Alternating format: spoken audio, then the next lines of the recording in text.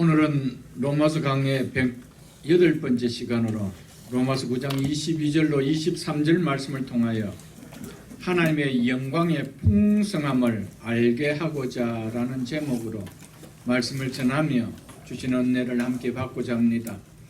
오늘은 15절로 18절에서 한 진술에서 제기될 수 있는 반론을 다루는 두 번째 내용입니다. 지난 시간에는 19절로 21절을 통해서 첫 번째 내용을 살펴보았습니다. 우리는 지난 시간에 사도 바울이 토기장이 비유를 통해 아담의 범죄로 말미암아 마땅히 멸망을 당할 수밖에 없는 아담 안에서 함께 타락한 인간들에 대하여 하나님께서는 그들 가운데 어떤 사람들은 구원의 긍휼을 베푸도록 선택하셨고 어떤 사람들은 멸망하도록 두셨다는 것을 보았습니다. 하나님께서는 자신의 주권으로 말미암아 그렇게 행하실 수 있는 권리가 있다라는 것을 자신의 권한으로 진흙 한 덩어리로 자기의 원대로 하나는 그 있을 그릇을 하나는 천 있을 그릇을 만드는 토기장의 비유를 인용해 바울이 주장함을 우리는 보았습니다.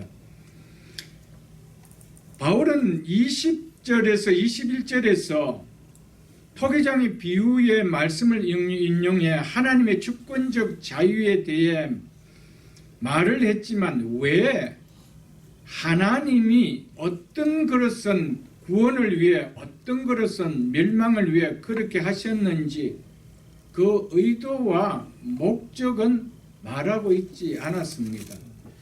바울은 오늘 본문에서 여기에 대해서 말하고 있습니다. 이것이 오늘 본문의 내용입니다. 22절은 어떤 사람들에게는 하나님께서 진노를 나타내시는 의도와 목적을 나타내주며 23절은 어떤 사람에게는 하나님께서 긍휼을 베풀어 주시는 목적이 어디에 있는가를 나타내주고 있는 말씀입니다. 본문을 통해서 이 사실에 대해 살펴보며 주시는 은혜를 오늘 함께 받고자 합니다.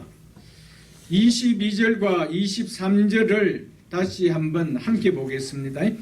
만일 하나님이 그의 진노를 보시고 그의 능력을 알게 하고자 하사, 여기에서 알게 하고자 하사의 의미는 단순히 소원의 의미가 아니라 결단을 의미한다는 것을 우리는 알아야 됩니다. 그러므로 알게 하고자 하시기 때문이라는 의미입니다. 그래서 만일 하나님이 그의 진노를 보시고 그의 능력을 알게 하고자 하사 멸하기로 준비된 진노의 그릇을 오래 참으심으로 관용하시고 23절 또한 영광 받기로 예비하신 바 긍휼의 그릇에 대하여 그 영광의 풍성함을 알게 하고자 하셨을지라도, 여기서 또한 하셨을지라도는 소원이 아니라 결단을 의미하는 동일한 내용입니다. 하셨을지라도 무슨 말을 하리요. 22절과 23절 이 두 말씀은 20절로 21절에 이 사람아 네가 누구에게 감히 하는 게 반문하느냐, 지음을 받은 물건이 지은 자에게 어찌 나를 이같이 만들었냐 말하겠느냐. 토기장이가 진흙 한 덩어리로 하나는 귀 있을 그릇을 하나는 천 있을 그릇을 만들 고난이 없느냐라는 이 말씀의 내용을 확대하고 적용한 것으로 이해하시면 되는 말씀입니다. 간단하게 요약하면 만일 하나님이 그의 주권적 권리로 어떤 것은 진노의 그릇으로 또 어떤 것은 긍휼의 그릇으로 삼으신 것이라면 우리가 무슨 말을 하겠느냐라는 의미로 생각하면 된다는 말씀입니다. 그래서 신학자 더글라스 J. 무는 22절과 23절을 이렇게 의역해 놓았습니다.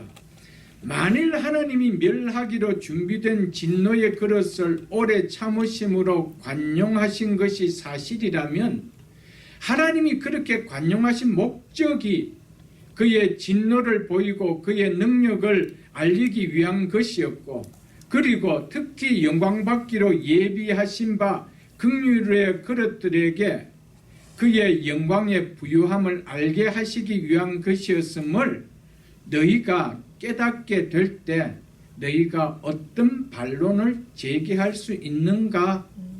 라고 우리가 쉽게 본문을 이해할 수 있도록 의역해 놓았습니다.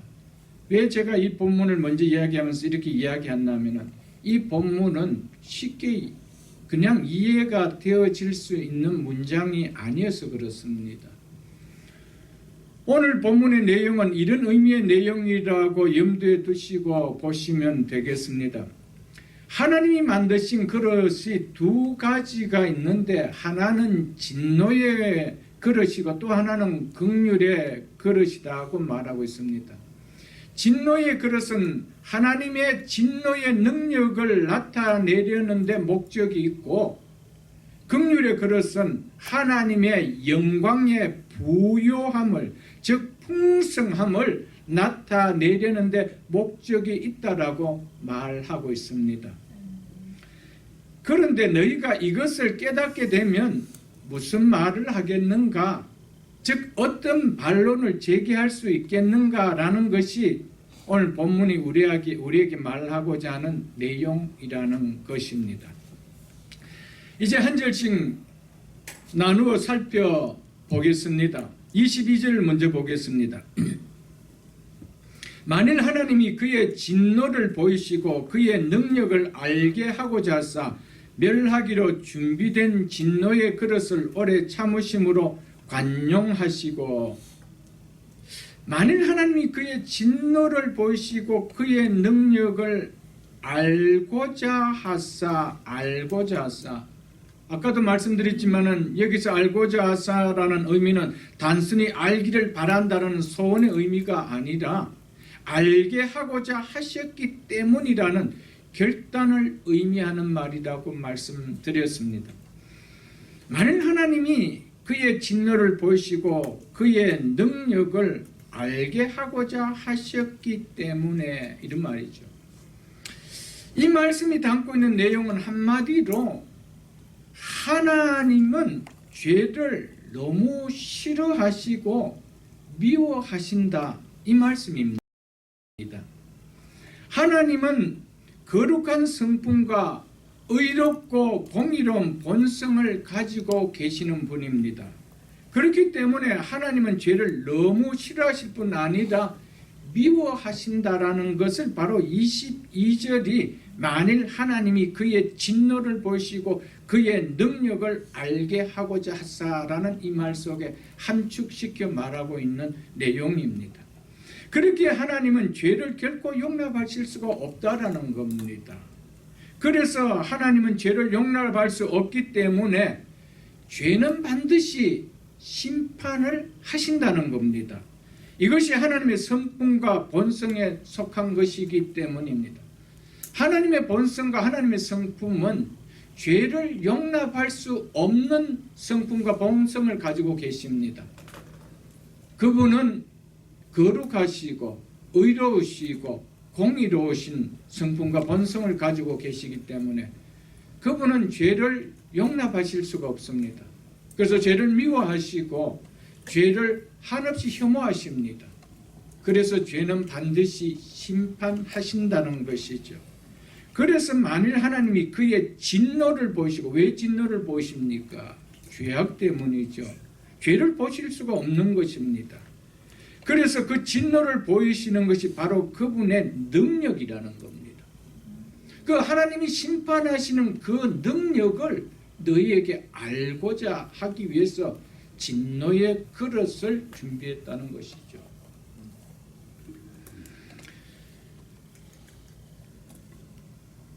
하나님이 그의 진노를 보이시고 그의 능력을 알게 하고자 하사 이 말씀은 우리가 앞에서 본 17절에 성경이 바로에게 이르시되 내가 이 일을 위하여 너를 세웠으니 곧 너로 말미암아 내 능력을 보이고 라는 이 말씀과 병행관계에 있는 말씀으로서 바울은 하나님이 바로를 상대하시는 것에 관하여 밝힌 요지를 되풀이하며 확대하고 있는 말씀입니다. 이 의미는 첫째, 바울은 하나님께서 그렇게 하신 이유가 죄에 대한 하나님의 진노뿐만 아니라 하나님이 죄를 얼마나 철저하게 미워하시는지 명백하게 드러내기 위함인 것을 보여주고자 하고 있습니다. 그리고 뿐만 아니라 하나님의 진노의 능력과 그의 권능을 드러내려 하심에 있다라는 것입니다. 죄에 대한 하나님의 진노가 나타날 때마다 하나님께서는 죄에 대한 하나님의 태도를 보여주신다는 것입니다. 그리고 그 죄를 심판하시는 능력이 그분에게 있음을 보여주신다는 것입니다. 바울은 애굽의 바로를 통해 이 사실을 분명하게 보여주었습니다. 그래서 하나님께서는 완악했던 바로를 결국 심판하시면서 하나님의 능력을 나타내셨다는 것입니다. 그래서 하나님은 바로 너로 말미암아 내 능력을 보이고라고 하셨던 것이었습니다. 하나님이 그의 진노를 보이시고 그의 능력을 알게 하고자 하사 이것은 하나님의 성품을 나타내 줍니다. 만일 하나님께서 죄를 심판하시지 아니하셨다라면 우리는 하나님은 죄를 미워하신다는 것을 알 수가 없다는 겁니다. 우리의 하나님이 어떤 성품을 가지셨는지 우리가 어떻게 알 수가 있습니까? 하나님께서 죄를 심판하시는 그분의 능력을 나타내시는 걸 통하여 하나님의 성품을 알 수가 있다는 것입니다. 하나님에게는 어떤 본성을 가지고 있었는지 우리가 알 수 있다라는 겁니다. 만일 하나님께서 죄를 심판하지 않으신다라면은 하나님은 죄를 미워하시는 분인지 우리가 도무지 알 수가 없다라는 것이죠. 그리고 죄를 미워하시는 하나님의 성품, 본성을 우리가 알 수 있느냐? 알 수가 없다라는 겁니다. 하나님께서 반드시 하셔야 하는 일 가운데 하나가 죄를 심판하신다는 것입니다. 만일 하나님께서 죄를 심판하시 아니하시면 하나님은 결코 하나님이 되실 수가 없습니다. 왜냐하면 하나님은 거룩한 성품과 의롭고 공의로운 본성을 가지셨기 때문에 죄를 용납할 수 없기에 반드시 죄를 심판하신다는 것입니다. 이처럼 하나님이 죄를 심판한 것은 그분의 성품과 본성 그 자체 때문이라는 것을 오늘 바울은 본문을 통하여 이것을 1차적으로 먼저 말해 주고 있습니다. 죄에 대한 하나님의 진노하심이 믿어지지 않는데 예수 그리스도의 십자가의 죽으심이 받아들 수 있을까요? 우리가 하나님의 본성이 뭐냐? 하나님의 본성은 죄를 미워하실 수밖에 없는 거룩한 성품과 의롭고 공의로운 본성을 가지고 계시는 분이라는 겁니다. 그렇기 때문에 우리가 죄에 대하여 심판하시는 하나님의 진노하심이 믿어지지 않는다라면은 예수 그리스도의 십자가의 죽으심은 우리에겐 결코 와닿지 않습니다. 하나님의 사랑은 공의의 하나님이 먼저 와닿을 때 십자가에 내주신 하나님의 사랑이 와닿을 수가 있다는 겁니다. 설령 죄에 대한 하나님의 진노하심이 믿어진다 해도 그렇게 심판하시는 하나님의 진노하심이 무섭고 두렵게 할 만큼 와닿지 않을 정도라면 예수 그리스도의 십자가의 죽으심은 결코 내 마음을 감동케 하는 내 심령에 울림이 일어나는 복음으로는 기쁨의 소식으로는 와닿지 않는다는 겁니다. 그것은 와닿을 수가 없습니다. 그리고 그 예수 그리스도가 내 인생에 어떤 영향도 어떤 변화도 주지 못하며 내 삶의 달라진 방향으로 그분이 나를 이끌어 갈 수도 없습니다. 우리가 먼저 하나님의 성품, 하나님의 거룩함을 모르고 하나님의 의로우심과 하나님의 공의로우심, 그래서 그 본성과 그 성품을 가지신 분이기에 죄를 얼마나 미워하신다는 것이 와닿지 않고, 그래서 그 죄를 얼마나 미워하신다는 것을 그가 하나님의 진노를 통하여 그분의 능력을 나타내시는 것을 우리가 깨닫지 못한다라면은 십자가에 죽으신 예수 그리스도의 죽으심은 우리에겐 그렇게 와닿지 않습니다. 교회를 다니니까 그 예수를 내가 믿는다라고 하지만 그 죽으신 예수님이 내 심령에는 와닿지 않는다는 것이죠. 그리고 내 인생을 그분이 그렇게 변화시키고 바꾸고 새 방향으로 이끌어갈 만큼 능력 있게 와닿느냐? 그렇지 않다는 것이죠. 우리의 많은 성도들 가운데 교회를 다니지만은 예수를 믿는다고 하지만 변화가 없는 이유는 십자가의 의미가 와닿지 않기 때문입니다. 십자가의 의미가 와닿지 않는 것은 하나님의 진노하심이, 죄를 미워하시는 하나님의 진노하심이 얼마나 무섭고 두렵다는 것이 전혀 와닿지 않는, 그냥 십자가에 죽어서 우리를 구원하신 예수만 믿습니다. 그럼 내 삶에 그분이 삶을 변화시킬 수가 있느냐? 전혀 변화되고 없다. 나는 예수를 믿는데 그분이 나를 변화시키는 어떠한 삶도 나에게 나타나지 않습니다. 내 인생의 새로운 유턴으로 향하는 방향성이 달라짐의 방향이 있느냐? 없습니다. 왜냐? 예수는 종이 호랑이와 달박 하나도 없기 때문에. 그는 어떤 나에게 능력을 주실 수 있는 분이 아니에요. 그냥 지식으로 알고 있어요. 지식으로 예수님이 십자가에 죽으셨어. 왜 죽으셨어? 죄인들 왜 죽으셨어? 여러분, 그것이 우리 인생의 변화가 되어졌습니까? 내 인생에 어떤 터닝 포인트가 있었습니까? 내 삶에 어떤 획기적인 삶을 변화시키는 유턴의 전환점이 있었습니까? 동서고금을 막론하고 어떤 세대를 막론하고 예수 그리스도의 십자가는 모든 사람의 인생을 유턴시켰습니다. 아멘. 그 십자가의 의미를 바로 깨닫고 나면은 우리 인생은 다 유턴됩니다. 아멘. 우리 인생 속에 변화가 안 일어날 수가 있느냐? 그렇다면 그분은 능력이 없으신 분이죠. 십자가는 하면 능력이 없는 거예요.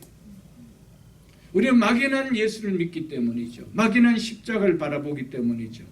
십자가는 모든 죄를 도말시킬 수 있는 능력이 그곳에서 나타난다는 사실입니다. 아멘. 믿으십니까, 여러분들? 그 능력을 믿을 때 내 삶의 능력이 나타나고 내 삶의 변화의 능력이 나타난다는 것이죠. 십자가는 우리의 과거, 현재, 미래의 모든 죄를 다 도말시킬 수 있는 하나님의 능력이 나타나는 것인데, 그렇기 때문에 모든 인생들이 그 십자가를 바르게 깨달을 때 그 십자가를 통하여 인생의 유턴이 다 됐다는 거예요. 그 십자가를 통하여 인생의 전환점들이 다 나타났다는 거예요. 저 역시도 마찬가지였습니다. 오는 인생 할 것 없이 자신이 죄인이라는 것을 깨닫고 그 십자가를 붙들 때 아니 바뀐 사람이 있나요? 그 삶이 가던 길을 그대로 고집하고 가던 인생이 있던가요?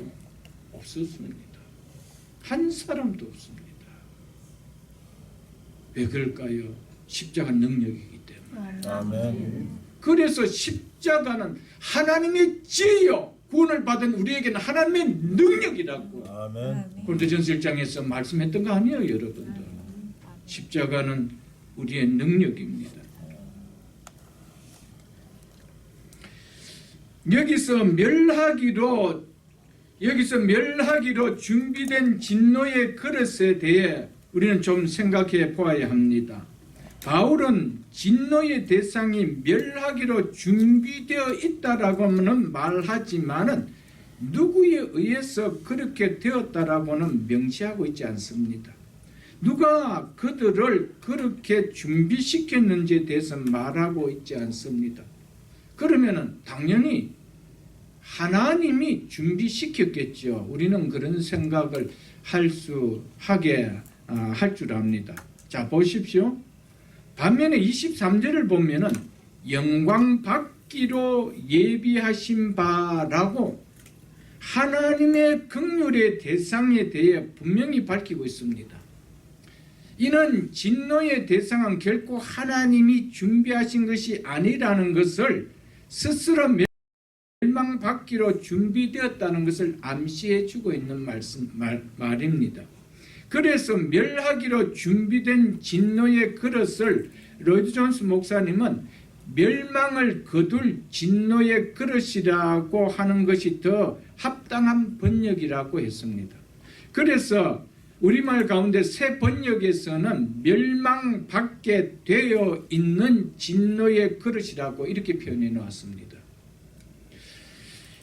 이 내용은 지난 시간에 말씀드린 내용과 동일하게 연결되는 말씀입니다.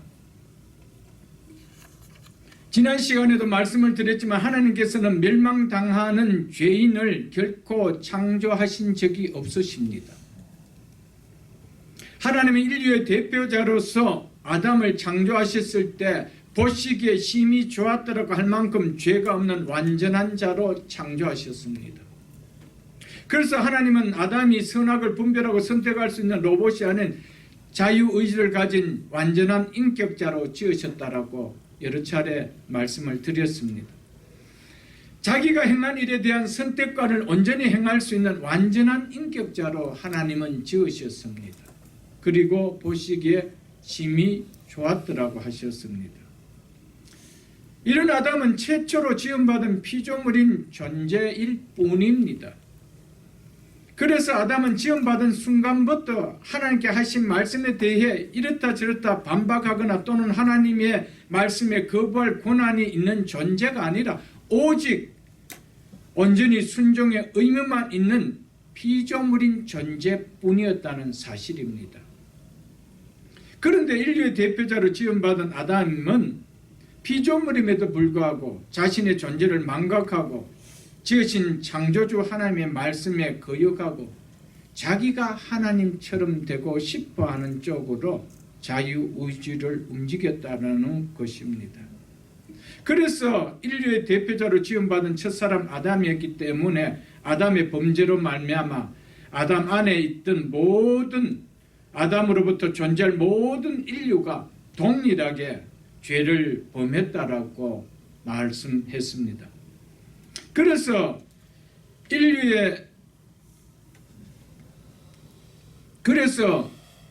이와 같이 즉 아담 안에서 모든 사람이 죄를 지었으므로라고 우리는 지난 시간에 이 말씀에 대하여 보고 이 말씀의 내용을 들었습니다. 그러므로 멸망받기로 그들을 준비시킨 것은 결코 하나님이 아니시다는 겁니다. 자기를 지은 창조주의 말씀을 자기의 의지를 가지고 스스로 거역한 아담, 대표자 아담의 범죄였다는 겁니다. 그 범죄가 그 멸망의 진노의 그릇으로 준비하게 한 것이지 하나님이 준비한 자로 만들고 하나님이 준비한 자로 창조하지 않았다는 겁니다. 아담 안에서 아담은 인류의 대표자이기 때문에 아담 안에서 태어나는 모든 인류는 동일하게 이 죄를 범했습니다. 그래서 우리가 스스로 진노의 그릇을 준비한 자지 하나님이 준비하신 것이 아니라는 것을 말하고 있습니다. 바울이 22절에서 한 번 더 강조하는 것은 멸망을 거둘 진노의 그릇은 하나님께서 준비하지 않으셨다는 겁니다. 그것은 하나님을 거역한 인간이 스스로 준비한 것이다 라고 말하는 것입니다. 하나님이 이스마엘을 하나님이 에서를 멸망하도록 준비해 놓으셨습니까? 하나님께서 바로를 멸망당하도록 준비해 놓으셨습니까?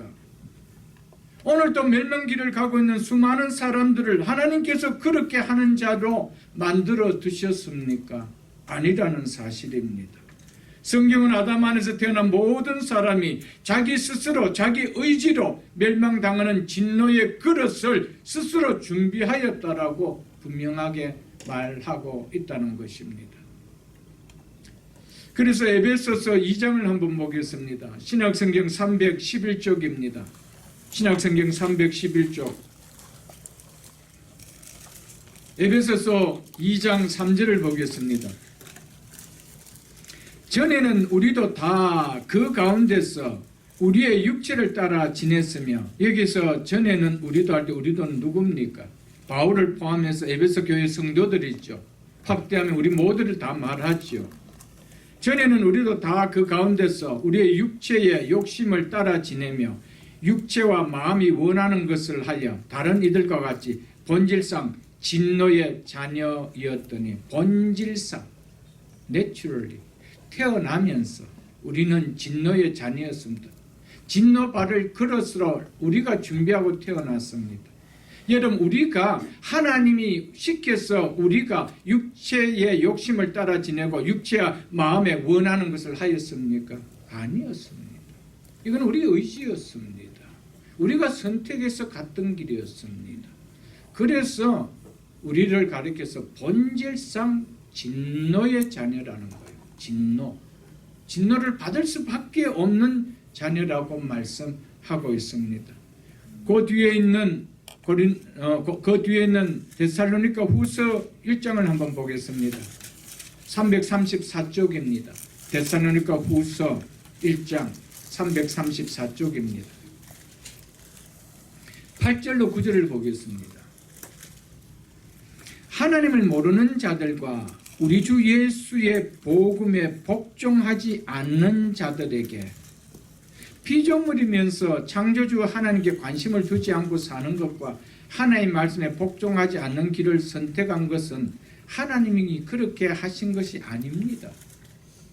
누가 예수 그리스도의 복음을 거절했습니까? 누가 하나님을 모른다라고 뛰쳐나갔습니까? 인간 스스로 그렇게 선택했던 것이었습니다. 그래서 그런 자들에게 형벌을 내리시리니, 왜 그렇습니까? 이것이 하나님의 성품이기 때문에, 이것이 하나님의 본성이기 때문에. 하나님은 죄를 심히 미워하십니다. 죄를 용납할 수 없습니다. 그래서 그들에게 형벌을 내리시니, 이런 자들은 주의 얼굴과 그의 힘의 영광을 떠나 영원한 멸망의 형벌을 받으리로다. 아멘. 하나님의 모든 것은 하나님의 성품대로 드러난다는 것입니다. 영원한 멸망을 받으리로다. 이것이 바로 이것을 먹는 날에는 반드시 죽으리라고 하신 사망의 본질이 바로 이것인 것을 우리에게 말해 주고 있습니다. 하나님은 어느 누구도 멸하기로 준비하지 않으셨습니다. 단지 인간들이 의도적으로 스스로 하나님을 떠나 죄를 범함으로 그것을 자신이 준비한 것이었습니다. 하나님은 사람들이 스스로 택한 대로 멸망에 넘기시는 것뿐이었습니다. 왜? 그분의 성품이 그러시기 때문에. 죄는 죄대로 갚으시는 것이 하나님의 성품이시기 때문이었습니다. 죄인에 대하여 진노의 형벌을 내리시는 것은 거룩하고 의로우신 공의의 하나님의 성품입니다. 하나님은 피조물이 저지른 죄에 대하여 이렇게 미워하신다라는 것을 심판을 통하여 당신의 성품을 드러내신다는 겁니다. 그렇지 않았다면 우리가 어떻게 하나님의 성품이 어떤 성품인지 우리가 알 수가 있나요, 여러분들? 없는 거지요. 거룩한 성품과 의롭고 공의로운 본성을 가지신 하나님께서 죄를 미워하시고 죄에 대한 진노를 가진 것은 잘못된 것이 전혀 없는, 너무나 당연하다라는 겁니다. 왜?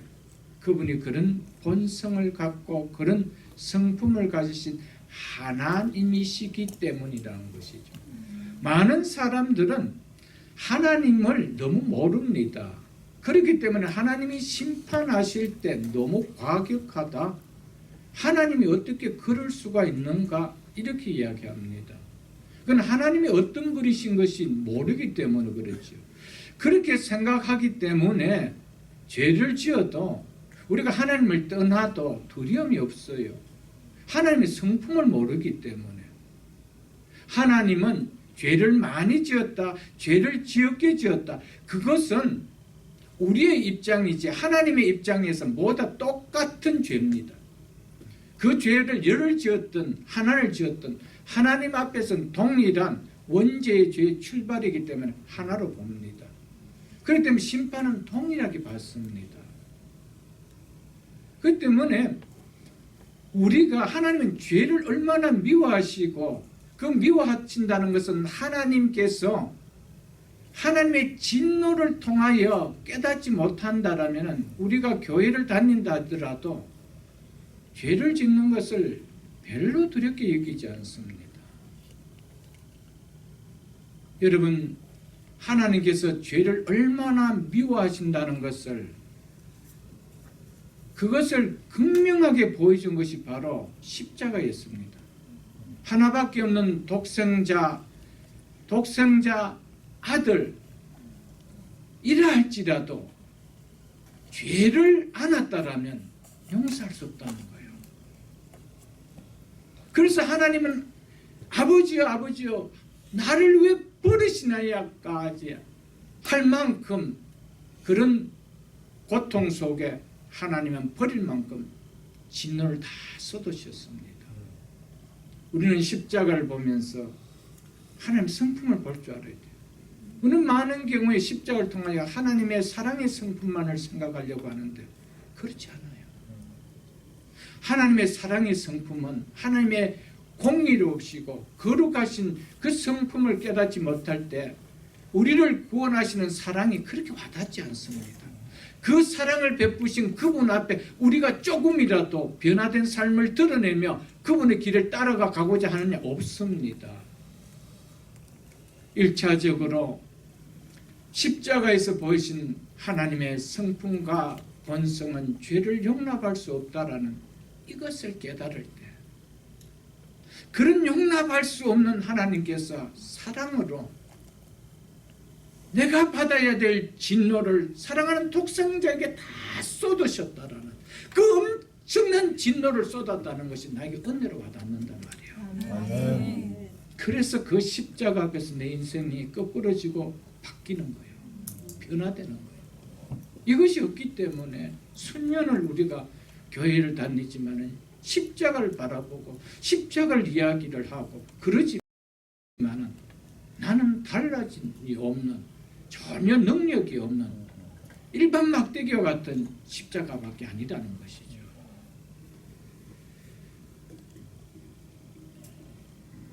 그리고 둘째는 비록 하나님께서 타락한 인간의 멸망을 선고하신 것은 온전히 정당하고 즉각 그 일을 시행하는 것이 정당하셨음에도 불구하고 실제 그렇지 아니하시고 오래 참으셨다라는 것을 보여줍니다. 바울은 하나님이 그의 진노를 경험할 자들에게 왜 오래 참으셨는지에 대해서 설명하는데 그것은 하나님께서 그의 진노를 보시고 그의 능력을 알게 하고자 그렇게 하셨다라고 말하고 있습니다. 자, 17절에서 하나님은 바로와 관련해서 내가 이 일을 위하여 너를 세웠으니 곧 너로 말미암아 내 능력을 보이고라고 말합니다. 바로의 경우에서 하나님은 비록 바로가 자신의 명령에 저항했음에도 불구하고 바로를 즉각 멸하지 않았습니다. 자신의 오래 참으심을 보여주었습니다. 10번째 재앙이 지나갈 때까지 하나님은 즉각 심판하지 않았습니다. 오래 참으셨습니다. 그러나 바로에 대한 심판을 연기함으로써 하나님의 이름이 온 땅에 전파되었으며 또 하나님의 구원의 위대하신가 심판의 무서움의 능력을 극명하게 나타내셨습니다. 이처럼 하나님은 진노의 그릇에 대하여 즉각적인 심판을 연기하셨음으로써 하나님의 회개의 요청을 지속적으로 거부하는 자들에게 하나님의 진노의 능력을 충분하게 드러내시기 위함이었습니다. 즉 하나님이 나중에 더 큰 심각한 심판을 행하기 위하여 즉각적인 보응을 유예하신 것이었습니다. 그래서 그 진노하심을 보이시고 그의 능력을 나타내셨다라고 하셨던 것이었습니다. 바로가 계속해서 회개하지 아니하고 완고하게 그대로 나갔을 때 그 마지막에 심판이 얼마나 극명하게 나타났는지를 우리에게 보여주지 않았습니까? 하나님이 바로와 같이 진노의 그릇에 대하여 오래 참으시는 것은 마지막 순간에 자신의 강력한 진노를 나타내기 위함입니다. 이렇게 함으로써 또한 자신의 능력을 드러내기 위함이라는 것입니다. 이것이 하나님이 진노의 그릇에 대한 오래 참으시는 또 하나의 의도라는 것을 바울은 말해주고 있습니다. 이런 오래 참으심은 그의 은총을 보증하는 증명서가 아니라 진노의 그릇들인 사람들에게 하나님의 진노를 보이고 그의 능력을 알리게 하기 위한 그들의 척박한 마음을 더 선명하게 드러내는 것이라고 신학자 존 머리는 이렇게 그의 주석에서 말했습니다. 그렇게 오래 참으면 그들이 회개하고 은총을 받기 위한 것이 아니라는 겁니다. 그들이 얼마나 하나님 앞에 더 완악하다는 것이 시간이 길어짐으로 더 그들이 변명할 수 없도록 드러내기 위한 거라는 것이죠. 그러니까 그들이 심판을 받을 때 그 심판이 얼마나 극명하게 나타나죠. 거기에 대하여 내가 아니오라고 말할 수 있느냐는 거예요. 그것을 말해주고 있습니다. 이처럼 하나님께서 멸망받기로 준비된 진노의 그릇에 대해서 그처럼 오랫동안 참으시는 이유 중에 하나는 그들이 심판받을 때 그 심판이 더 두드러지게 하기 위함이라는 것을 말해주고 있습니다. 오늘 사람들은 하나님은 전혀 존재하지 않는다. 만일 존재한다라면 이 세상에 악이 이렇게 득실하는데도 보고만 계실 수 있겠는가?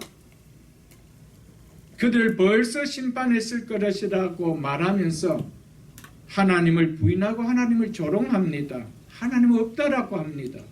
지옥도 천국도 없다라고 말합니다. 구원도 심판도 없다라고 부인합니다. 그렇게 하신 성경을 조롱하고 하나님을 조롱합니다.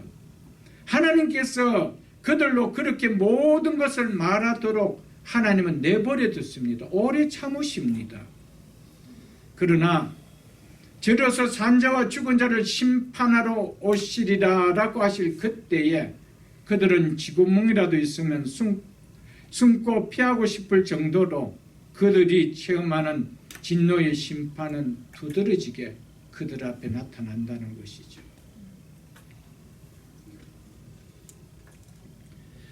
우리는 여기서 하나 알아야 할 것이 있습니다.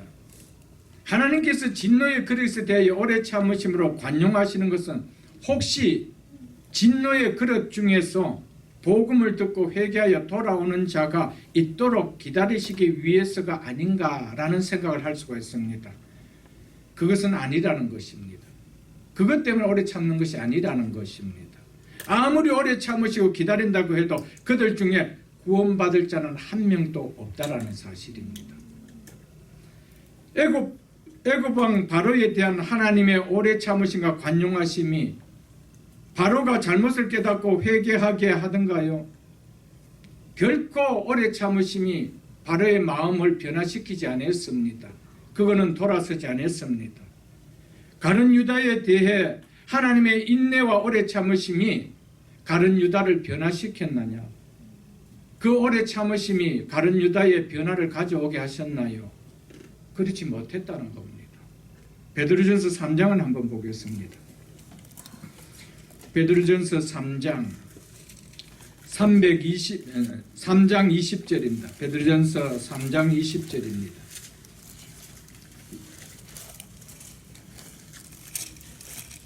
베드로전서 3장 20절 380쪽입니다. 신약성경 380쪽 베드로전서 3장 20절 제가 읽어드리겠습니다. 그들은 전에 노아의 날 방주를 준비할 동안 하나님이 오래 참고 기다리실 때에 복종하지 아니하던 자들이라. 하나님께서 120년이라는 긴 시간을 참고 기다려 주셨습니다. 복종하지 아니한 자들이라. 방주의 물로 말미암아 구원을 얻을 자는 몇 명뿐이니 겨우 8명이라. 하나님은 방주를 예비할 오랫동안 참고 기다려 주셨습니다. 회개할 기회를 주셨지만 그들 가운데 회개한 사람은 단 한 사람도 없었습니다. 우리는 이 사실을 잊어서는 안 됩니다. 세상에 이렇게 긴 시간을 주셨음에도, 그리고 독생자 아들을 보내주셨음에도, 또한 수많은 복음 전달을 보내고 복음을 들을 수 있도록 긴 시간을 주셨음에도 불구하고 세상 떠날 때까지 진노의 그릇들은 복음의 귀를 막고 삽니다. 절대로 듣지 않습니다. 자식이 아프면 등에 업고 수십 킬로를 마다하지 않고, 그 밤 시간도 마다하지 않고 새벽 시간도 마다하지 않고 병원이 있는 읍내로, 도시로 부모님들이 달려갑니다. 그런데 하물며 영원한 생명을 주는 교회가 바로 자기 집 코앞에서도 갑니까? 가지 않습니다. 10년 있으면 갈 것 같습니까? 20년 있다고 갈 것 같습니까? 아니오시다. 죽을 때까지 안 갑니다. 진노의 그릇은 그렇다는 겁니다. 예수 그리스도를 믿고 구원을 받으세요 해도 듣지 않습니다. 도리어 화를 냅니다. 그들에게 10곱의 시간을 준다고 해서 진노의 그릇이 여러분 긍휼로 그릇이 바뀌지는 아닙니다. 진노의 그릇은 진노의 그릇일 뿐입니다. 그래서 오래 참으심의 목적은 그들이 얼마나 완악하다는 것을 극명하게 드러내는, 하나님의 능력을 드러내는 심판을 보이기 위한 뿐이라는 사실입니다. 노아 방주를 통하여 이것을 분명하게 보여주셨습니다. 한 명도 그들이 구원받은 자가 없었습니다. 사랑하는 성도 여러분들, 심지어요 교회 안에서까지, 교회 안에 왔음에도 불구하고 구원의 복음이 들리지 않은 사람은요 스스로 그 복음을 조금도 귀하게 여기지 않고 느끼고 끝내는 거부해버립니다. 그 시간이 아무리 길다고 해서 달라지느냐? 그렇지 않습니다. 오늘 말씀을 우리가 분명히 알아야 됩니다. 여러분들 가운데 분명히 오래 참으시면 모든 사람들이 회개하고 구원을 받게 하면, 이 말씀을 생각하고 있는 분도 계실 줄 압니다. 거기에 대해서 제가 말씀을 드릴 겁니다. 진노의 그릇은 절대로 그렇게 되지 않는다는 겁니다. 거기에 대해서 오래 참으면 하나님은 그들 가운데 구원하기 위하여, 그들 가운데 구원하기 위하여 오래 참으심이 아닙니다. 하나님께서 심판을 더 극명하게 드러내시기 위하여 오래 참으셨다는 사실을 우리는 꼭 기억해야 됩니다.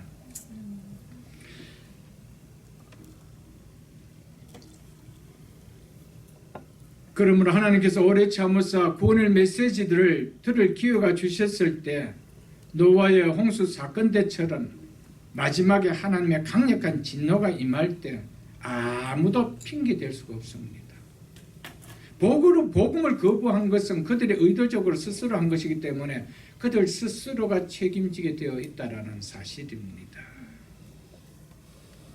그리고 또 하나의 진노의 그릇에 대하여 베풀어진 오래 참으심의 이유는 구원받게 되는 사람들이 구원받도록 하기 위함입니다. 즉 긍휼로 길어 예비된 긍휼의 그릇들이 구원받기 위하여 오래 참으셨다는 겁니다. 베드로후서 3장을 한번 보겠습니다. 387쪽입니다. 신약성경 387쪽. 신약성경 387쪽 베드로후서 3장 9절입니다. 제가 읽어드리겠습니다. 주의 약속은 어떤 이들이 더디다고 생각하는 것 같이 더딘 것이 아니니라. 오직 주께서 너희에 대하여, 오직 주께서 너희에 대하여. 여기서 너희는 누굽니까? 여기서 너희는 누구를 말할까요, 여러분들? 거기를 잡으시고 베드로후서 1장을 여러분 보십시오. 베드로후서 1장에 그들이 누군지 한번 보겠습니다. 예수 그리스도의 종이며 사도인 시몬 베드로는 우리 하나님과 구주 예수 그리스도의 의를 힘입어 동일하게 보배로운 믿음을 우리와 함께 받은 자들에게 편지하노니, 사도 베드로와 동일한 보배로운 믿음을 받은 그들을 가리켜서 너희라고 한 것이었습니다. 3장도 보십시오. 3장 1절에 이렇게 말합니다. 사랑하는 자들아, 내가 이제 이 둘째 편지를, 이 둘째 편지가 베드로의 후서죠.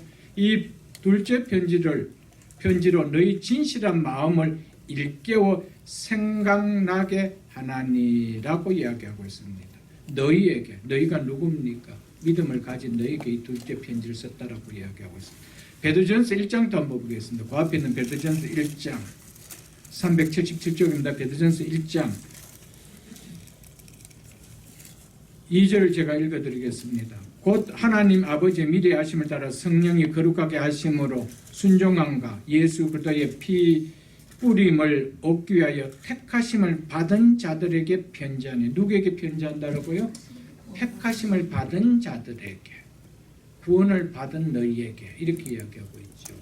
베드로 전후서는 지금 믿지 않은 자에게 이야기하는 것이 아닙니다, 여러분. 자, 보십시오. 그런 의미에서 잘 보셔야 됩니다. 그래서 오직 주께서는 너희에 대하여 오래 참으사. 누구에 대해서 오래 참았다? 너희에 대해서 오래 참았다. 그 이유가 뭐예요? 아무도 이 말을 가지고 아무도 모든 인류 이렇게 생각하면 안 된다는 겁니다. 택한 자들 가운데 아무도 멸망하지 않고 다 회개하기에 이르기를 원하시느니라. 아멘.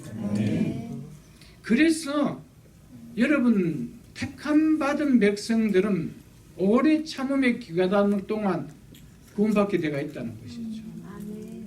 그래서 여러분과 제가 구원받은 거 아니에요, 여러분. 한 사람도 잃어버리지 않게 하기 위함이라는 것입니다.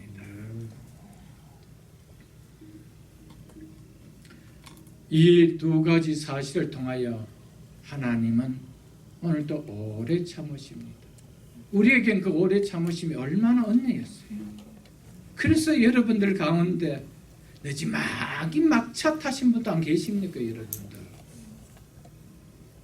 우리 모두는 거의 막차입니다, 막차. 만일 하나님이 내일이라도 오신다면 우리는 막차 인생을 탄 것이죠. 얼마나 오랫동안 기다려 주셨어요, 여러분. 그 하나님의 은혜가 그거 얼마나 놀랍나요? 그러나 진노의 그릇은 그 시간에 10제곱을 한다 해도 그들은 그대로 그들일 뿐입니다. 그래서 선택이라고 한 거예요.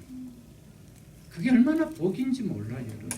여러분, 예수 믿었다는 것은 정말 복 중에 복이요, 축복 중에 축복이요. 우리의 인생에 10제곱의 시간을 준다 하더라도 여전히 멸망으로 갈 수밖에 없는 우리를 무엇인데 하나님께서 거기에서 한 덩어리를 뜯어 긍휼의 길을 그릇으로 빚어주셨나요? 우리의 실력인가요? 우리의 잘남이 있었는 건가요? 전적 하나님의 은혜예요. 아멘. 전적 하나님의 은혜예요. 그래서 감사할 것이 밖에 없는 거예요. 예수 믿는 것은 감사밖에 없어요. 그냥 누르면 감사밖에 나오는 것이 없어요. 열면 감사요, 감사. 그 은혜를 생각하면. 23절을 본문 23절을 보겠습니다. 또한 영광받기로 예비하신 바 긍휼의 그릇에 대하여 그 영광의 풍성함을 알게 하고자 하셨을지라도 무슨 말을 하리요? 영광받기로 하나님이 예비하신 바 긍휼의 그릇. 여러분과 제가 태어나기도 전에 우리는 이미 이 영광받기로 하나님이 예비하신 긍휼의 그릇임을 믿습니까? 아멘. 이렇게 되는데 여러분과 제가 하나님께 도움을 드린 무엇 하나가 있습니까? 아무것도 없습니다. 전적으로 하나님의 긍휼하심 때문에, 하나님의 주권적 선택의 주심 때문이라는 사실입니다. 하나님께서 타락한 아담 안에서 이루어진 멸망으로 굴러가는 인류가 아닌 그리스도 안에서 영원히 이루어질 새 인류를 예비해 두셨다는 것입니다. 이 새 인류 이 인류에 속한 자를 가리켜서 영광 받기로 예비하신 긍휼의 그릇이라 라고 바울은 말했던 것이었습니다. 그래서 우리가 잘 아는 고린도후서 5장 17절에 보면 그런즉 누구든지 그리스도 안에 있으면, 누구 안에 있으면요? 그리스도 안에 있으면, 아담 안은 아닙니다. 아담 안에서는 죽을 수밖에는 옛사람밖에 아닙니다. 옛 피조물밖에 아닙니다. 누구든지 그리스도 안에 있으면 새로운 피조물이라. 그래서 하나님께서는 새로운 인류, 아담 안에서 멸망으로 굴러갈 수밖에 없는 그 진노받을 수밖에 없는 인류가 아닌, 하나님은 새로운 피조물인 인류를 구성하셨습니다. 누구 안에서요? 그리스도 안에서. 그래서 누구든지 그리스도 안에 있으면 새로운 피조물이라. 이전 것은 지나갔으니 보라 새 것이 되었다라고 말씀했습니다. 이처럼 아담 안에서 멸망을 치닫던 인류로 이루어진 세상이 아닌 그리스도 안에서 새로운 피조물을 이룰 새 인류가 사는 나라를 하나님은 예비해 두셨다는 것입니다. 그래서 마태복음 25장을 보겠습니다. 신약성경 마태복음 25장 35절을 보겠습니다.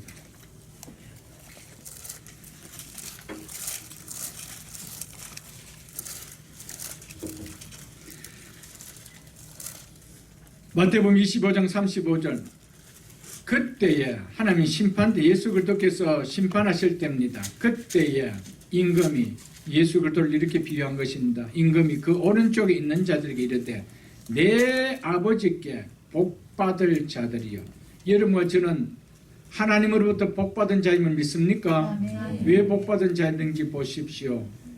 복받은 자들이여 나와 창세로부터 너희를 위하여 예비된 나라를 상속받으라. 아멘. 너희를 위하여 예비된 나라. 하나님은 새 인류, 새 민족을 이룰, 하나님은 새로운 예비된 나라를 준비해 두셨다고 말하고 있습니다. 이 나라에 들어갈 자가 뭐라는 것입니까? 긍휼의 그릇으로 예비된 자다는 것이죠. 그런데 우리가 얼마나 복받은 자예요. 그래서 예수님이 친히 네 아버지께, 내 아버지께 복받은 자들이여. 우리는 하나님께 복받은 자들입니다. 엄청난 복을 받은 자입니다. 우리가 무엇인데 창세로부터 예비된 새 인류, 새 민족이 들어갈 그곳에 들어가는 존재가 되어졌습니까? 이런 긍휼을 받을 수 있는 은혜가 우리에게 있었습니까? 전적 하나님 은혜예요. 여러분들 이런 은혜 생각하면 하나님 잘 믿어야 되는 거 아니에요? 아멘. 이런데도 적당하게 믿을 수 있나요? 이런 은혜를 받은 우리가 정말 남은 생에 주 앞에 어떻게 살다 가야 될지 그냥 답지 보면 답이 다 나와 있는 거 아니에요, 여러분들? 에베소서 2장도 보겠습니다. 신약성경 312쪽입니다. 에베소서 2장. 에베소서 2장 14절로 15절 이렇게 말씀하고 있습니다. 그는 우리의 화평이신지라 둘로 하나를 만드사 원수된 곧 중간에 막힌 담을 자기 육체로 하시고 법조문으로 된 계명을 율법으로 폐하셨으니 이는 둘로 자기 안에서 한 사람, 둘로, 유대인과 이방인이죠. 여러분 한번 생각해 보십시오. 화해할 수 없는 사람, 서로가 원수인 사람이 화해할 수 있다는 것보다 큰 능력이 있나요? 이거보다 큰 능력이 있나요? 화합되질 수 없는, 여러분들 기름과 물이 화합되질 수 있다면 이거보다 큰 능력이 있나요? 그런데 이 둘이 화합했대요. 화평했대요. 이것이 무엇으로 한다고요? 십자가로 합니다. 여러분들 원수 같은 부부도 십자가만 만나면 화합되집니다. 믿으십니까? 원수 같은 형제도 십자가만 만나면 화합되집니다. 이방인과 유대인은 화합될 수 없는 자들이었습니다. 그런데 이 둘이 화목해졌대요. 그래서 그는 우리의 화평인지라. 이방인과 유대인 그리스도인들 향해서 화평인지라. 둘을 하나로 만들어서 이방인과 유대인을 하나로 만들어서 원수된가 중간에 막힌 담을 허시고 그걸 헐어버렸어요. 무엇으로? 자기 육체로, 십자가로. 십자가는 이 정도는 능력이 있습니다. 여러분 정말 예수를 잘 믿는데 부부가 삐걱삐걱 한다는 것은 정말 그것도 수수께끼입니다. 여러분 정말 잘 믿는다라면, 정말 십자가 연애를 한다라면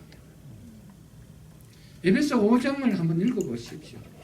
그 답이 다 나와 있잖아요. 여러분. 그러면서 이렇게 해야죠. 이는 이 둘이 자기 안에서, 예수 그리스도 안에서 한 세 사람을 지어, 한 세 사람, 옛사람은 한 세 사람.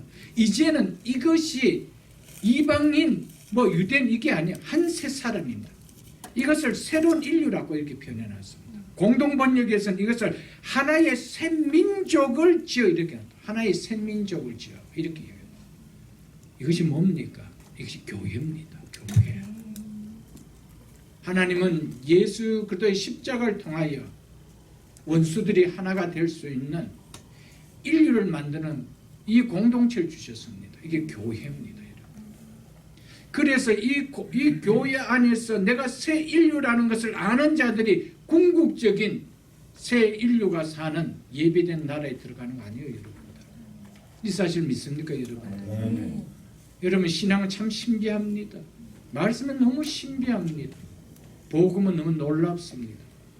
그냥 성경 적대고 교회 다니는 것이 아니에요. 우리의 믿음이 무엇인지, 우리가 예수 믿는다는 것이 어떤 은혜를 누리는 것이 선명하고 클리어하게 성경은 말해주고 있다는 사실입니다. 에베소서 피어스는 그 뒤에 있는 3장 6절을 보겠습니다. 3장 6절이 이렇게 말씀하고 있습니다.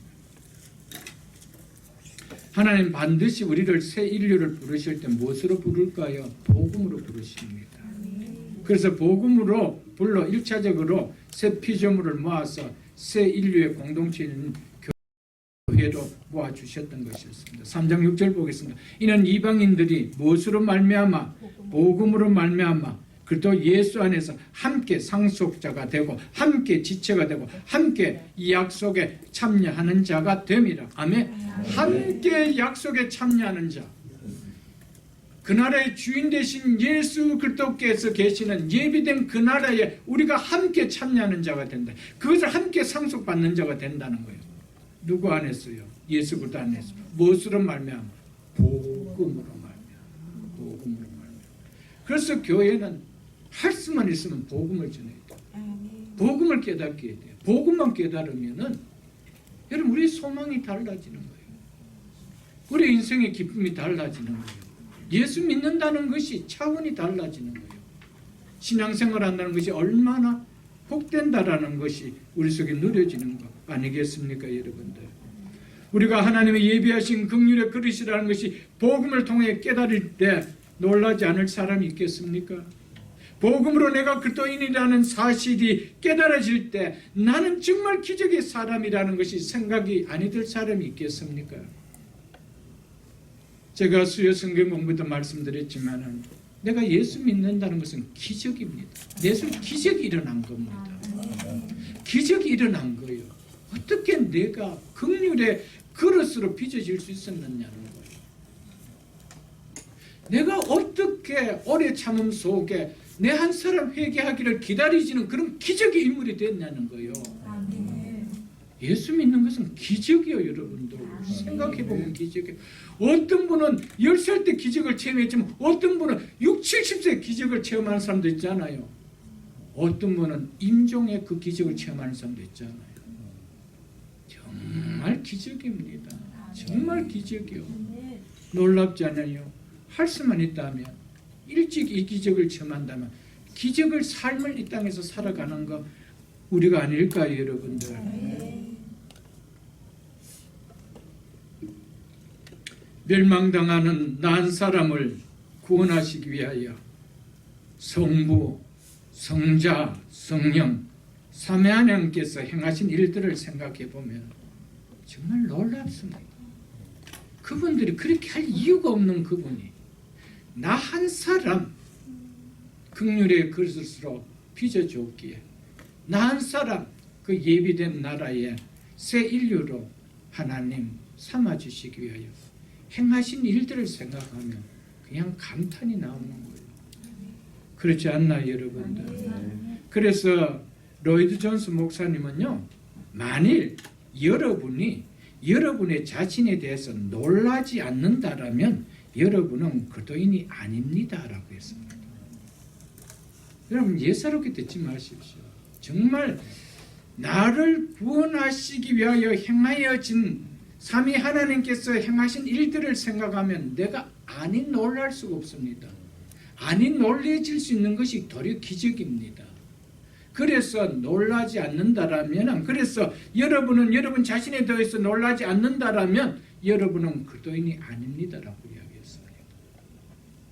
빈말일까요? 여러분 예수 믿는 것 때문에 정말 눈물 한번 흘려보셨나요? 예수 믿는 그 감격 때문에 하나님께서 난 사람 구원하시게 행하신 일들을 생각하면서 눈시울을 적셔보셨나요? 내 속에 울림이 있었나요? 며칠 찬양해도 찬양이 마르지 않을 정도로 그런 고백이 일어나셨나요? 여러분 얼음장처럼 차갑게 아무런 감동이 없더라면 로이즈 목사님은 그리스도인이 아닙니다라고 했습니다. 왜냐하면 복음이 아니기 때문에. 우리의 구원은 반드시 복음으로 구원합니다. 기쁜 소식으로 구원합니다. 기쁜 소식을 줬는데 내가 전혀 기쁘지 않아요. 근데 어떻게 이게 복음으로 구원받은 거예요? 그냥 내 생각으로 이쯤 됐으면, 이 정도 교회 생활했으면, 이 정도면 내 구원받지 않겠나? 그건 자기 생각이죠. 여러분 하나님의 말씀이 십자가 복음으로 와닿았습니까? 내 가슴을 울리는 복음으로 와닿았습니까? 기쁨의 소식으로 와닿았습니까? 그런 감동이 없다라면 당신은 그리스도인이 아닙니다라는 소리를, 성령이 주시는 소리도 들을 수 있기를 축복합니다. 아멘. 로마서 8장을 한번 보겠습니다. 로마서 8장 17절로 18절 말씀 제가 읽어드리겠습니다.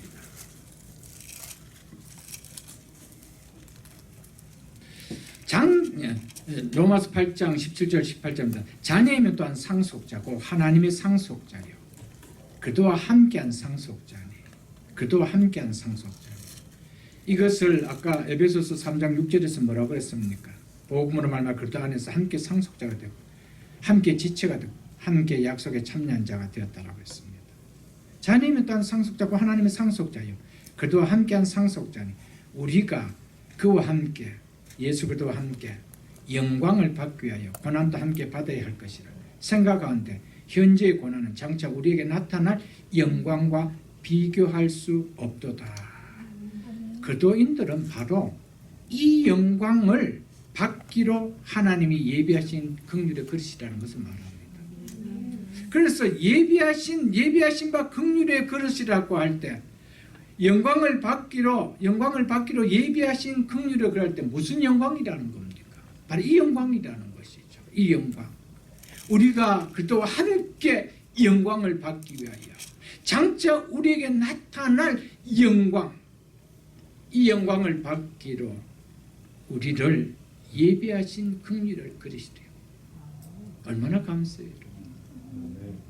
그렇다면 이 영광을 비켜갈 수 있나요? 우리가 이 영광에 나는 상속자가 안 되어질 수가 있나요? 절대 그럴 수가 없다라는 것이죠. 장차 하나님의 아들 예수 그리스도와 동일하게 영화스러운 부활의 몸을 입고 영원히 새하늘과 새 땅에서 예수 그리스도와 함께 모든 피조물을 다스리는 영원히 왕노로 타는 영광을 받기로 예비된 자라는 겁니다. 누가요? 여러분과 제가. 아멘. 오늘 이것만 깨달아도 막 그냥 날아갈 것 같아요, 여러분들. 예수 그리스도와 연합된 그리스도인은 그리스도께서 영화롭게 된 것과 같이 영과 육이, 영과 몸이 전체로 영화롭게 되는 영광을 우리는 받아 누리게 됩니다. 우리는 8장 17절로 18절 말씀, 우리가 그와 함께 영광을 받기 위하여 고난도 함께 받아야 할 것을 생각하는데 현재의 고난은 장차 우리에게 나타날 영광과 비교할 수 없다고 할 때, 여기서 영광이 무엇인지 우리는 긴 시간을 통하여 우리는 강의를 들었습니다. 여러분, 이 영광, 예수 그리스도가 부활하신 영원한 몸으로 부활하신 그 부활의 몸뿐만 아니라 죄가 전혀 없는 그 영혼까지도 우리가 동일하게 우리의 몸과 영혼이 예수 그리스도와 동일하게 영화롭게 되는 그것을 영화라고 해요. 이것을 우리가 상속으로 물려받는데요. 장차 그것을 상속으로 물려받는다고 이야기합니다. 그래서 로마서 8장 29절로 30절로 보겠습니다. 하나님 미리 아신 자들을 또한 그 아들의 형상을 본받게 하여 그 아들의 형상, 이 아들의 형상이 무엇입니까? 예수 그리스도께서 부활하신 그 부활, 영화롭게 된 그 몸을 말하죠. 그 몸을 본받기 위하여 미리 정하셨으니, 여기서 정하셨다는 말은 예비하신 바와 같은 의미입니다. 이는 그로 많은 형제 중에서 맏아들이 되게 하려 하심이라. 또 미리 정하신 그들을 또한 부르시고 부르신 그들을 또한 어렵다 하시고 어렵다 한 그들을 또한 뭐하게 하셨느니라? 영화롭게 하셨느니라. 이 영화롭게 하셨다라가 바로 그 아들의 형상을 본받게 하고 이와 같은 말입니다. 우리는 예수 그리스도께서 부활의 몸으로 영화롭게 된 것 같이 장차 우리도 그렇게 영화롭게 해 놓으셨다는 겁니다. 이렇게 우리를 긍휼의 그릇으로, 이 영광을 받을 수 있는 긍휼의 그릇으로 우리를 예비해 두셨다는 겁니다. 우리 이름 받을 수 있는 자격이 있나요? 우리는 태어날 때 아담 안에서 태어났습니다. 아담 안에서 태어났으면 한 사람도 예비 없이 본질상 진노의 자녀였습니다. 이런 우리가 무엇이건데 하나님께서 선택해 주셨나요? 긍휼의 그릇으로 선택해 주시고 오래 참으시고 때가 되어 예수 그리스도의 십자가의 복음을 전할 때 그 복음을 통하여 예수 그리스도가 함께 상속을 받을 수 있는, 예수 그리스도 안에 연합되는 그리스도인이 될 수 있었나요?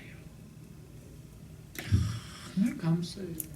정말 감사하고, 예수 믿는다는 것은 정말 자다가도 벌떡벌떡 일어나면 내가 어떻게 예수를 믿었지? 내가 어떻게 이런 은혜를 받았지? 이렇게 자다가 생명이 끝난다면 예비된 그 나라에 내가 들어가는데, 예수 그리스도와 함께 상속받는 그 상속을 내가 받아 누리는 자인데, 이 은혜를 생각하면요, 정말 예수 믿는 것이 감사하고 감사하죠. 우리 남은 인생 속에 조금이라도 이 은혜에 보답하며 살다가 가야 되는 거 아닐까요, 여러분들? 사도 바울은 오늘 본문을 통해서 하나님은 당신이 행하시는 이 일은 무엇이든지 다 하나님의 존재와 그의 성품과 본성의 어떤 국면을 드러내시는 것이라는 것을 말해주고 있습니다. 하나님께서는 죄인들을 심판하심으로 당신의 진노와 능력을 보이셨고, 동시에 긍휼을 베푸시는 방식으로는 당신의 긍휼이 여기심을 나타내신다는 겁니다. 그러나 구원받기로 되어 있는 자들에게 긍휼을 베푸실 때는 그 영광의 부요함을 보여주신다는 것이 바울이 또한 주장하는 내용입니다. 바울은 23절에서 놀라운 요소는 22절과 함께 관계를 통해서 보여주고자 합니다. 22절에서 하나님이 진노의 그릇을 만드시고 또한 그들에 대해 오래 참으시는 의도는 심판날에 하나님의 강력한 진노를 보이기 위함이라고 말했습니다. 이제 23절은 이러한 진노를 보이시는 것이 더 큰 목적을 가지고 있다는 것을 우리에게 말해주고 있습니다. 그것은 긍휼의 그릇이 불순종하는 자들에게 임하는 하나님의 무서운 진노를 감지하고서 그들이 진노를 받을 만하다는 사실을 깊이 생각할 때 긍휼의 그릇은 하나님의 영광의 풍성함과 자신들에게 임하인 넘치는 은혜보다 더 심오한 방식으로 임한다는 것을 깨닫게 된다는 것이죠. 그래서 신학자 토머스 슬라이너는 이렇게 설명했습니다. 하나님의 긍휼은 그의 진노의 배경과는 반대로 분명하게 설명됩니다. 그렇게 함으로써 하나님은 그의 속성을 충분하게 드러내십니다. 마치 우리가 겨울에 찬바람을 맞은 후에 봄의 따스함과 아름다움과 부드러움을 더 풍성하게 즐기는 것처럼 하나님의 긍휼이 하나님의 진노를 행하시는 것을 제외한다라면 인간의 의식에서 그렇게 깊은 영향을 미치지는 않을 것입니다. 우리가 앞에서 로마서를 살펴보았듯이 하나님의 궁극적인 목적은 모든 사람에게 그 영광을 드러내시는 것입니다. 하나님의 영광은 진노와 긍휼을 모두를 통하여 나타나지만 특히 긍휼을 통해 나타납니다 라고 이야기했습니다. 그러면서 바울은 또 이렇게 이야기했습니다.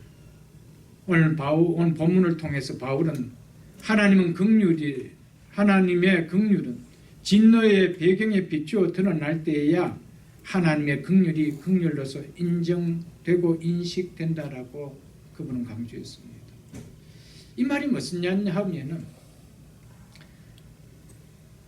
하나님께서 진노의 능력을 드러내시는 것이 없었다라면 우리가 받은 구원이 하나님의 영광이 풍성한 것을 깨닫지 못한다는 것이죠.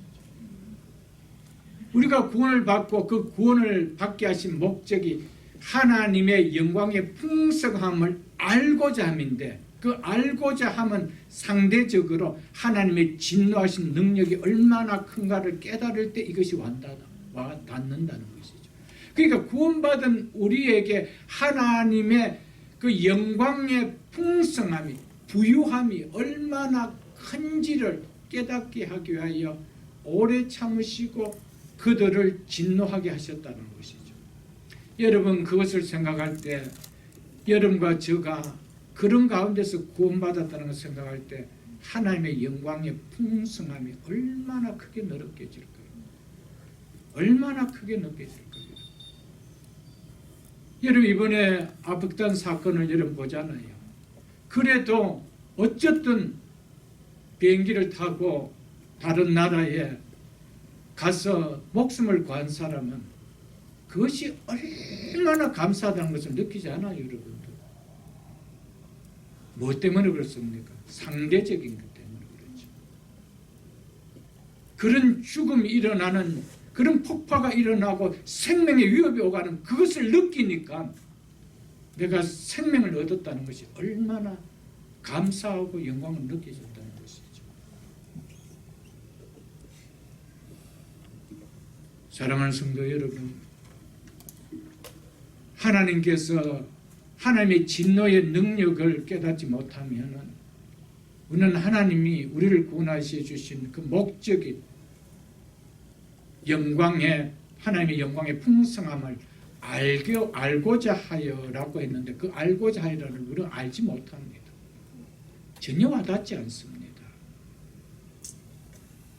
그러니까 하나님의 본성과 하나님의 성품을 깨닫지 못하는 하나님을 알지 못하는 신앙은 정말 아무런 힘이 없습니다, 여러분들. 그럴 때 하나님을 알 때 하나님의 은혜가 얼마나 크게 비춰질까요, 여러분들?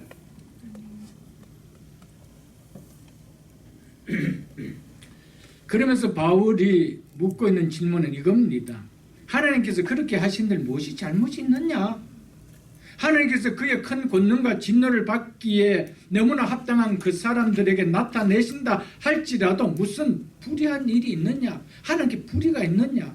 자기 선택한 길로 가는데 내가 그냥 내버려 뒀는데 내가 불의하다고 할 수 있느냐? 그리고 멸망하기로 준비된 진노의 그릇에 대해서 하나님께서 원하셔서 아무도 받을 자격이 없지만 어떤 사람에게 긍휼을 베푼다라고 한다면 내가 주권적으로 내가 원대로 그렇게 한다라면 거기에 대해서 누가 잘못되었다라고 말할 수 있느냐라고 하는 것이 마지막 나타내는 말씀이죠, 여러분들. 사랑하는 성도 여러분, 이 말씀을 자세히 보십시오. 영광 받기로, 즉 영광을 받도록 예비하신 바 긍휼의 그릇에 대하여 그 영광의 풍성함을 알게 하고자, 그 영광의 풍성함을 알게 하고자. 여기 여러분 줄을 좀 끊으십시오. 그의 영광, 하나님의 영광의 풍성함을 알게 하고자 하실지라도 무슨 말을 하리라. 이 말씀의 중심 말씀은 그 영광의 풍성함입니다. 그리고 하나님은 우리에게 그 풍성함을 알게 하고자 우리를 구원했다는 겁니다. 여러분은 구원받은 우리로서 얼마나 하나님의 영광의 풍성함을 알고 계십니까? 그것을 느끼고 계십니까? 바라보고 계십니까?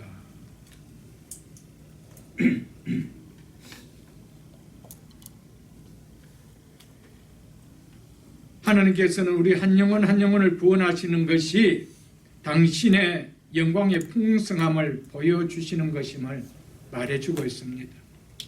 하나님께서 행하시는 많은 일들이 있습니다. 심지어 창조하신 일까지도 우리를 구원하신 일에 비추어 본다면 그것은 아무것도 아니라는 겁니다. 여러분, 하나님께서 천지를 창조하신 일이 얼마나 크고 위대하신 일입니까? 하나님의 영광을 드러내시는 놀라운 일입니까? 그런데 오늘 바울이 말하는 핵심은 이겁니다. 그것은 나를 구원한 일에 비하면 그 영광은 아무것도 아니라는 거예요. 그것을 이야기합니다. 그래서 우리에게 하나님의 영광의 풍성함, 부유함을 알게 하고자. 여러분, 이 시간 이후로 여러분은 하나님의 영광의 풍성함을 알고 신앙생활하는 여러분과 제가 될 수 있기를 축복합니다. 하나님께서 우리를 구원하시는 것만으로도 당신의 영광의 풍성함을 넉넉하게 보여주셨습니다. 왜냐하면 우리는 모두 본질상 멸망을 피할 수 없는 진노의 자녀들이었습니다. 우리 모두는 본질상 타락한 아담의 인성을 가진 죄의 삭선 사망의 심판 아래 있었던 그 진흙 한 덩어리의 일부였습니다. 우리가 이 사실을 믿지 못한다라면 이런 나를 구원하신 하나님의 영광의 풍성함이 깨달아질까요? 이런 나를 구원하신 하나님의 영광의 풍성함이 천지를 창조하신 하나님의 영광의 풍성함보다 못하나요? 비교할 수가 없는 거예요. 하나님은 당신이 창조하신 이 천지 만물을 마지막에 때는 없애하지만 우리는 그대로 존재케 하십니다. 누가 더 영광스러운 자예요? 하나님 보시기에 무엇이 더 영광스럽다는 거예요? 여러분과 저를 구원하신 사실입니다. 믿으십니까, 여러분? 하나님은 우리를 보실 때 그렇게 영광스럽게 여겨요. 그러면서 우리를 구원하신 것이 내가 너를 그렇게 영광스럽게 여긴다는 나의 영광을 네가 좀 알으라는 거예요. 좀 알으라는 거예요. 근데 우리가 예배 드릴 때 어떻게 우리의 입이 쫙 다물어지는 찬양을 드릴 수 있나요? 여러분, 특별히 마지막 찬송 부를 때는 정말 하나님 앞에 내가 다 해서 그 영광을 노래한다고 찬양하십시오, 여러분. 우리는 많은 일이 있어도 그 영광 앞에 다 갚을 길이 없는 거예요, 여러분. 우리의 예배가 어떻게 졸면서 예배를 드릴 수 있나요? 있을 수가 없는 거예요.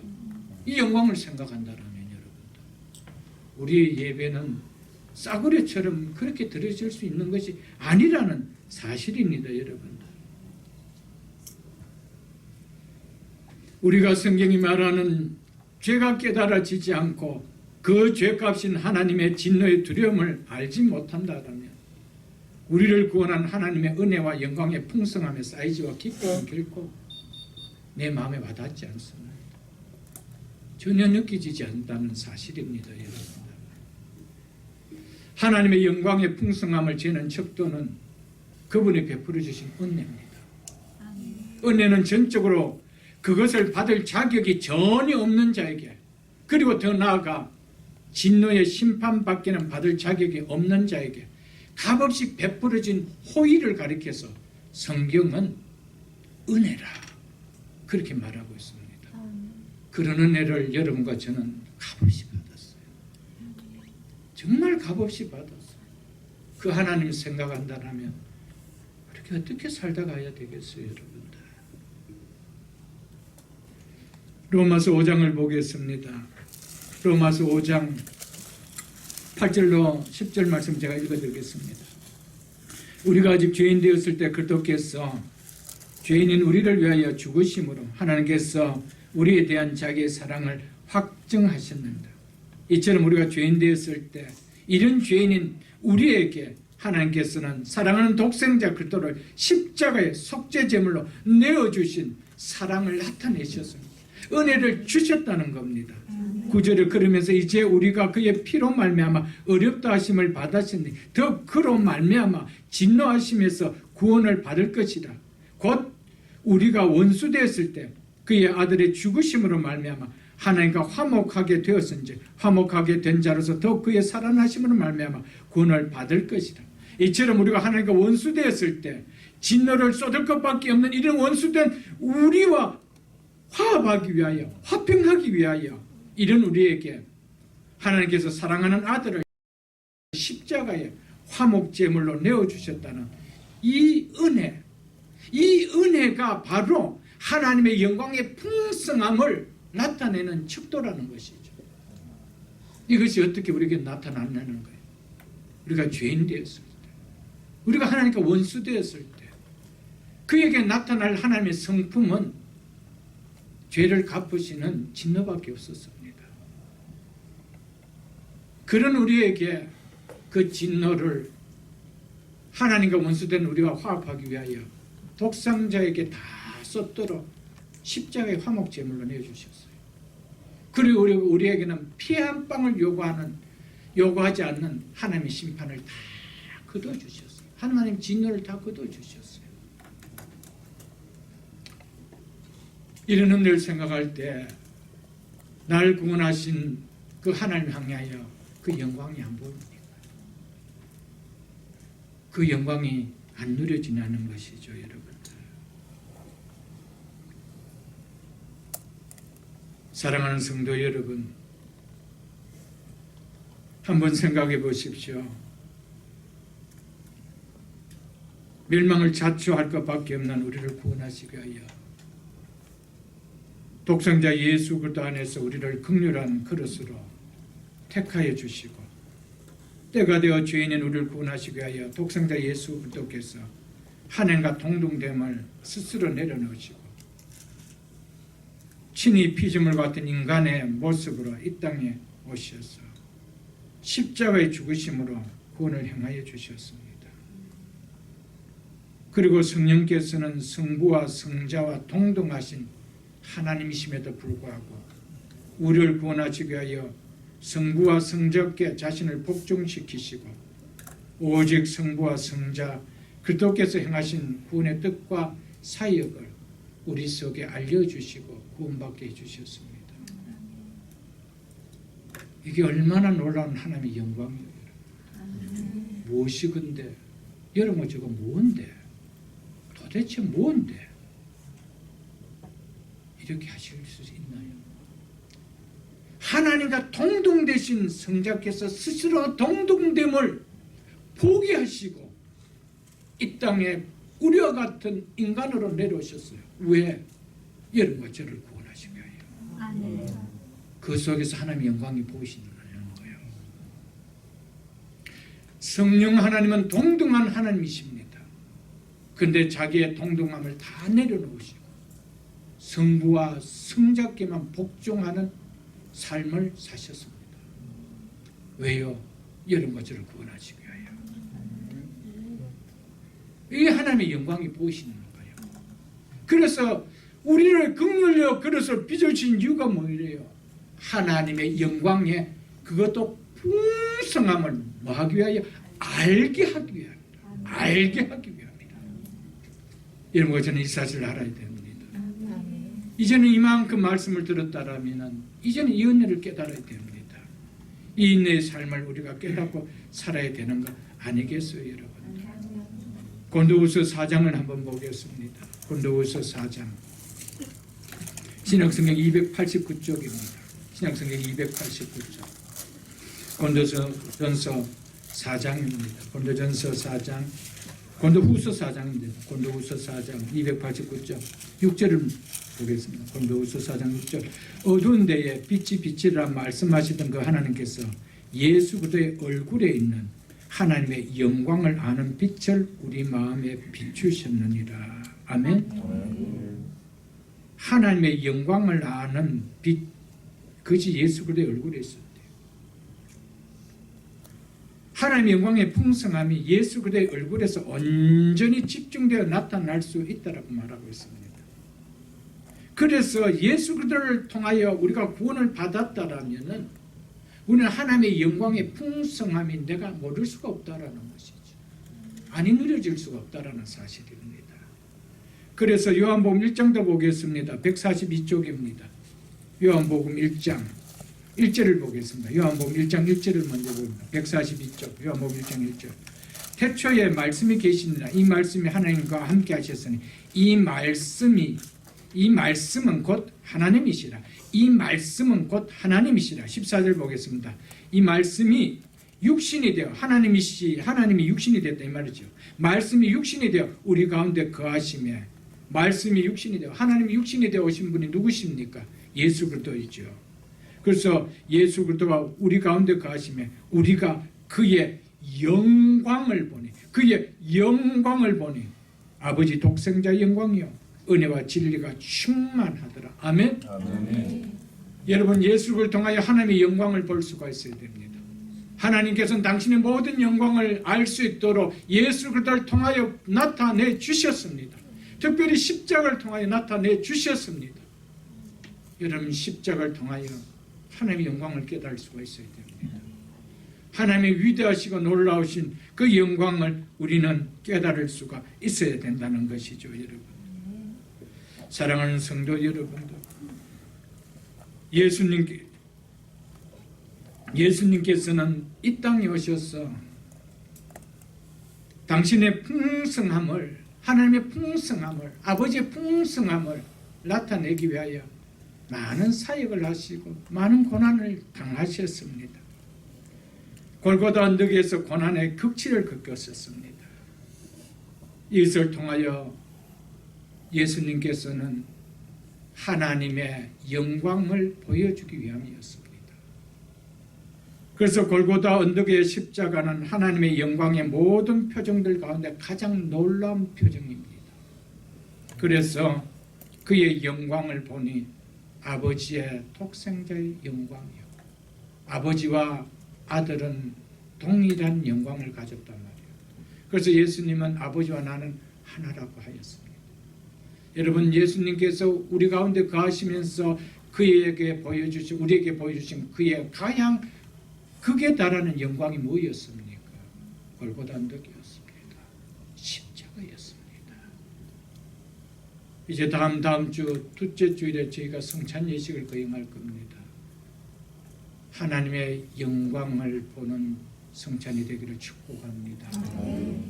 그 영광을 성찬 가운데 우리는 골고다 은혜를 체험하면서 받을 수 있어야 된다는 사실입니다.